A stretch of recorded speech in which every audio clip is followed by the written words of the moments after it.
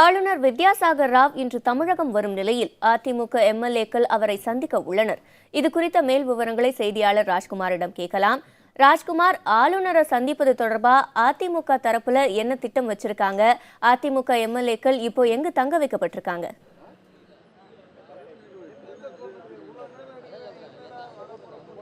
சிவரஞ்சனி, அதாவது அதிமுகவினுடைய சட்டமன்ற உறுப்பினர்கள் தற்பொழுது நேற்று இரவே கிழக்கு கடற்கரை சாலை ஈசிஆர் சாலையில் இருக்கக்கூடிய ஹோட்டலில் சட்டமன்ற உறுப்பினர்கள் தங்க வைக்கப்பட்டிருக்கிறார்கள். தமிழக அரசினுடைய பரபரப்பான அரசியல் சூழல் ஒவ்வொரு நிமிடமும் அடுத்த கட்ட நகர்வை நோக்கி சென்று கொண்டிருக்கிறது. கடந்த பிப்ரவரி 5ஆம் தேதி அதிமுகவினுடைய சட்டமன்ற குழு தலைவராக பொதுச் செயலாளர் வி.கே. சசிகலா தேர்வு செய்யப்பட்டதற்கு பிறகு அதற்கான கடிதம் ஆளுநரிடம் ஃபேக்ஸ் மூலமாக அனுப்பப்பட்டது. அதாவது இன்று தமிழக பொறுப்பு ஆளுநர் வித்யாசாகர் ராவ் இன்று மதியம் 3:10 மணிக்கு சென்னை வர இருக்கிறார். எனவே அதிமுகவினுடைய அந்த சட்டமன்ற குழு தலைவராக தேர்வு செய்யப்பட்டதற்கான கடிதத்துடன் அதிமுகவினுடைய மூத்த நிர்வாகிகள் மற்றும் சட்டமன்ற உறுப்பினர்கள் ஆளுநரை சந்திக்க இருக்கிறார்கள். எனவே இன்றைய நாள் மிகவும் முக்கியமாக பார்க்கப்படுகிறது. எனவே ஆளுநரை சந்திப்பதற்கான திட்டம் அதிமுகவினுடைய மூத்த நிர்வாகிகளிடம் இருக்கிறது. அப்பொழுது அதிமுகவினுடைய பொதுச் செயலாளர் வி.கே. சசிகலா அல்லது அதிமுகவினுடைய மூத்த நிர்வாகிகள் ஆளுநரை சந்திப்பதற்கு திட்டமிட்டிருக்கிறார்கள். எனவே இன்று காலை இது தொடர்பான அடுத்த கட்ட நகர்வுகள் குறித்து அதிமுகவினுடைய முக்கிய நிர்வாகிகளுடன் அதிமுக பொதுச் செயலாளர் வி.கே. சசிகலா போயஸ் கார்டனில் ஆலோசனை கூட்டம் நடத்தப்படுவதற்கான வாய்ப்புகள் இருக்கிறது.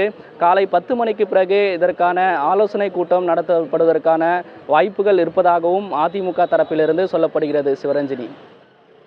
ராஜ்குமார், அந்த நட்சத்திர ஹோட்டலில் எத்தனை எம்எல்ஏக்கள் தங்க வைக்கப்பட்டிருக்கிறாங்க? என்ன காரணத்திற்காக அவர்கள் அங்கே தங்க வைக்கப்பட்டிருக்கிறார்கள்? மிக முக்கியமாக நீங்கள் கூறியது போல அந்த கூட்டத்தில் என்ன விவாதிக்கப்படுகிறது?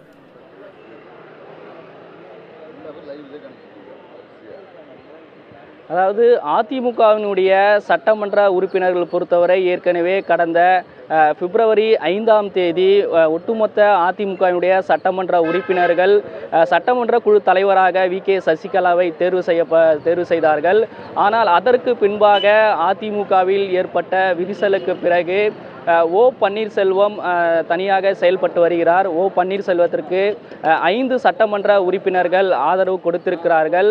அப்பொழுது மீதம் 129 சட்டமன்ற உறுப்பினர்கள் அதிமுக தலைமையுடன் தொடர்பில் இருக்கிறார்கள். நேற்று கூட அதிமுகவினுடைய சட்டமன்ற உறுப்பினர்களுடைய கூட்டமும் நடைபெற்றது.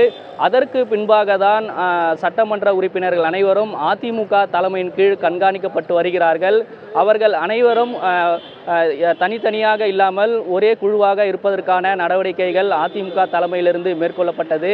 அதன் அடிப்படையில் தான் அவர்கள் கண்காணிக்கப்படுவதற்கான ஏற்பாடுகள் செய்யப்பட்டிருக்கிறது. குறிப்பாக ஒரு சில சட்டமன்ற உறுப்பினர்கள் முதலமைச்சர் ஓ பன்னீர்செல்வத்திற்கு ஆதரவு தெரிவிக்கக்கூடிய நிலை நேற்று ஏற்பட்டது. எனவே இதனைத் தொடர்ந்து அணி மாறிவிடுவார்களா என்ற நோக்கில் அதே போன்று அவர்களை கண்காணிப்பதற்காக அதிமுக தலைமை திட்டமிட்டிருக்கிறது. அதன் அடிப்படையில் தான் அதிமுகவினுடைய சட்டமன்ற உறுப்பினர்கள் ஹோட்டலில் தங்க வைக்கப்பட்டிருக்கிறார்கள். இந்த நிலைமை குறிப்பாக அதிமுகவினுடைய தலைமை தமிழக பொறுப்பாளுநர் வித்யாசாகர் ராவை சந்திப்பதற்கு திட்டமிட்டு வருகிறார்கள். எனவே பொறுப்பாளுநர் வித்யாசாகர் ராவை இன்று மாலை சந்திப்பதற்கான வாய்ப்புகள் இருக்கிறது.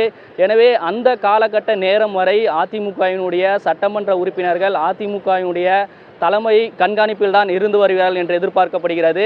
எனவே இன்றைய முக்கிய நிகழ்வாக அதிமுக தலைமை தமிழக பொறுப்பு ஆளுநரை சந்திப்பது, அதிமுகவினுடைய அடுத்த கட்ட நடவடிக்கைகள் குறித்து பேசுவது, அதே போன்று நேற்று தமிழக முதலமைச்சர் ஓ பன்னீர்செல்வம் அதிமுகவினுடைய வங்கி கணக்கை பொருளாளர் என்ற அடிப்படையில் என்னை தவிர வேறு யாரும் அதை செயல்படுத்த முடியாது, என்னுடைய அனுமதி இருக்க வேண்டும் என்ற ஒரு அறிவிப்பையும் வங்கியினுடைய மேலாளருக்கு எழுதியிருக்கிறார்.